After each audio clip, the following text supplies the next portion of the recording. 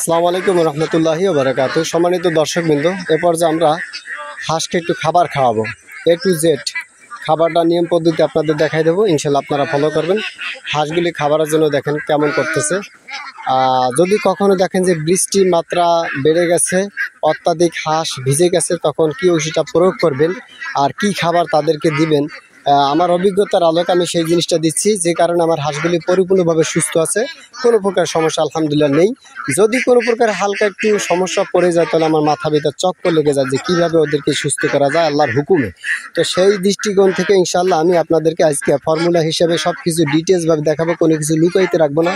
অনেক কৃষি, অনেক আপনার দেখা যাচ্ছে খামারি ভাইরা আছে, বোনেরা আছে, তারা আপনার ওই নিজেদের ওয়েট বা নিজেদের যে আপনার গোবর আছে সেটা আপনার গোপন রাখে, কিন্তু আমি কোনো গোবর রাখি না, আমি গোবর ফ্লাশ করে দিই। এই জন্য যে আমার থেকে যদি কোনো ভাই আপনার দেখা গেছে সেই জিনিসটা আপনার ফলো করে, তাহলে যদি উপকৃত হয়, অন্ততপক্ষে দুনিয়া না পেলে আমি আখেরাতে পাবো ইনশাল্লাহ। এই প্রত্যাশা করি, প্রত্যেকটা কাজ করার চেষ্টা করি। তো প্রতিটা কাজ ইনশাল্লাহ আমার থেকে আপনার ইনটেকভাবে পাবেন বলে আমি আশাবাদী। এক কথায় আমার ভিতরে যাবতীয় যা কিছু ইনফরমেশন রয়েছে আমি সব ডিটেলসভাবে আপনার ব্যক্ত করব, আপনারা ইনশাল্লাহ শ্রবণ করবেন, দেখবেন, শুনবেন। আর যদি আপনাদের ভিতরে কোনো সাজেশনামা থাকে তাহলে আমাকে অবশ্যই দিতে পারেন। যিনি আমাকে একটা অক্ষর শিক্ষা দেবেন তিনি আমার ওস্তাদ। তো যাই হোক, আলহামদুলিল্লাহ সম্মানিত দর্শকবৃন্দ, এই পর্যায়ে আমরা চলুন দেখে আসি। ক্যামেরা তুলে দিচ্ছি আমার মেজো ছেলে আবদুল্লাহর হাতে, ইনশাল্লাহ ও ক্যামেরা করবে আর আমি আপনাদের ডিটেলসভাবে দেখা দেবো ইনশাল্লাহ। হ্যাঁ, লক্ষ্য করেন। তাহলে সর্বপ্রথম আমরা যে কাজটা করেছি সেটা হলো আপনার এখানে আমরা এখানে অবশ্য কি পরিমাণ হাঁস রয়েছে আপনারা দেখেন। সরি, এখানে আপনার হাঁস রয়েছে দেখা গেছে আপনার 350। তো 350 হাঁসের মধ্য থেকে আমি ওদেরকে যে খাবারটা দিচ্ছি, অবশ্যই আজকে একটা প্যাকেট কম দেবো, কেননা বেশি একটা ওদের ঠান্ডা বা সেরকম কোনো আঘাতজনিত হয় না, যদিও বা ঝড় ঝন্ডাবায়ু হয়েছে আমাদের পয়সারহাট গ্রামের ভিতরে অনেকটাই। তো তার ভিতরে তো আমি ইনশাল্লাহ অনেকটা সেফটি রাখার চেষ্টা করেছি ইনশাআল্লাহ। তো চলুন আমরা দেখে আসি। তো প্রথম আপনার এই যে ডক্সিবেট আপনার 10 গ্রাম 3টে প্যাকেট নিয়েছি, অবশ্যই আমি 4টা দিই।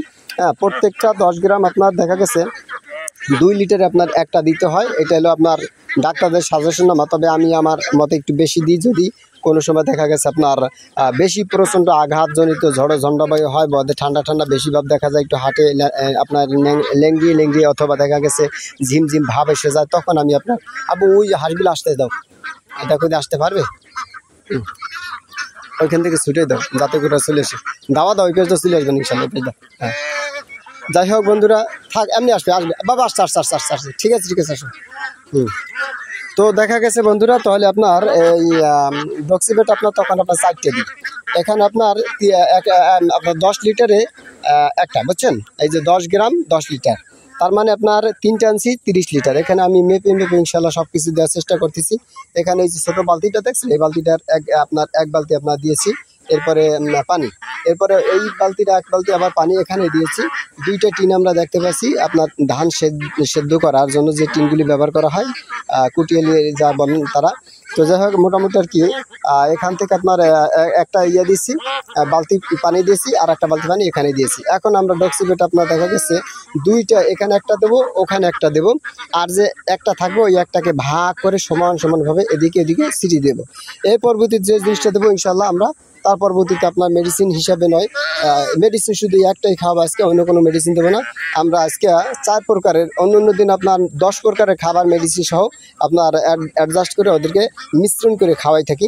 তো আজকে আমরা দেখতে পাচ্ছি আপনার যেহেতু ঔষধ প্রয়োগ করবো, এই জন্য আপনার আগে পরে আমরা বস্তায় আপনার লেয়ার 1, তারপর আপনার অন্য যে কোম্পানিগুলি ফিড আছে, আমান ফিড, এগুলি খাওয়াইছি।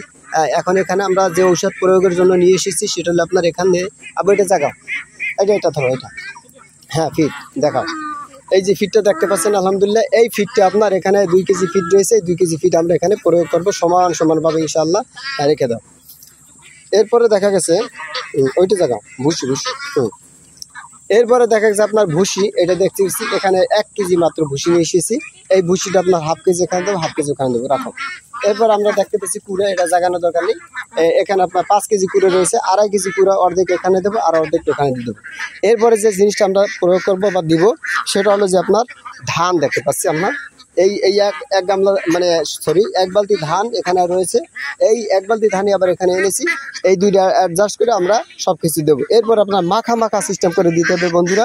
কখন আপনার একেবারে মানে পানির ভিতরে আপনার ওষুধটা প্রয়োগ করলে, এটা কিন্তু গোপন একটা টিপস, অনেক মানে উপকারদায়ক একটা টিপস। হাঁস যেহেতু আপনার খুব ছটফট করতেছে, আমি লম্বায়িত করবো না বন্ধুরা, চলে যাবো খাবার মিশ্রণের জন্য।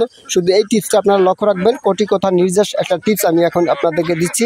সেটা হলো আপনার কখনো শুধু পানিতে আপনার মেডিসিন দেবেন না। শুধু পানিতে মেডিসিন দিলে হবে কি, ওর আপনার চুক চুক চুক চুক করে আপনার দেখা যাচ্ছে পানিটা খায়, কখনো খায় না, অপচয় হয়।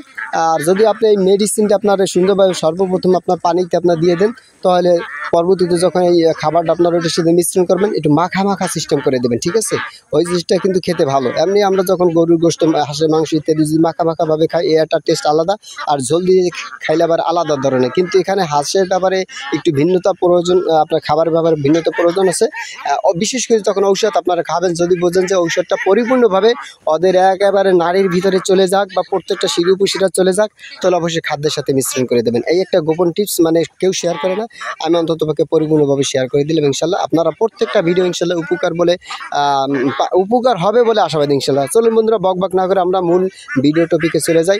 এত সময় বিশ্লেষণ যতটুকু করলাম, ব্যাখ্যা বিশ্লেষণ পদ্য গদ্য, এবার আমরা মূল কাজে চলে যাচ্ছি ইনশাল্লাহ। ক্যামেরা তুলে দিচ্ছি আমার মেজর ছেলে আব্দুলের কাছে ইনশাল্লাহ।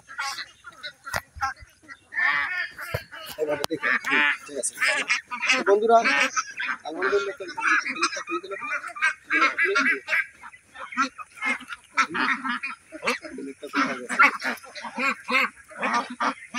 এই ভিতরে একটা ছেলে,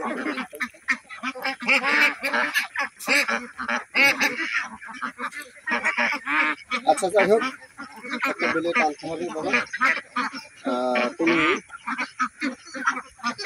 আচ্ছা একটা বেলে না হলে না, এগুলি আপনার এটা একটা উপদেশ বন্ধুরা, সতর্কতা সুখ, স্বাস্থ্য করতে হবে, একদম সতর্কতা সুখ। আমি বেলে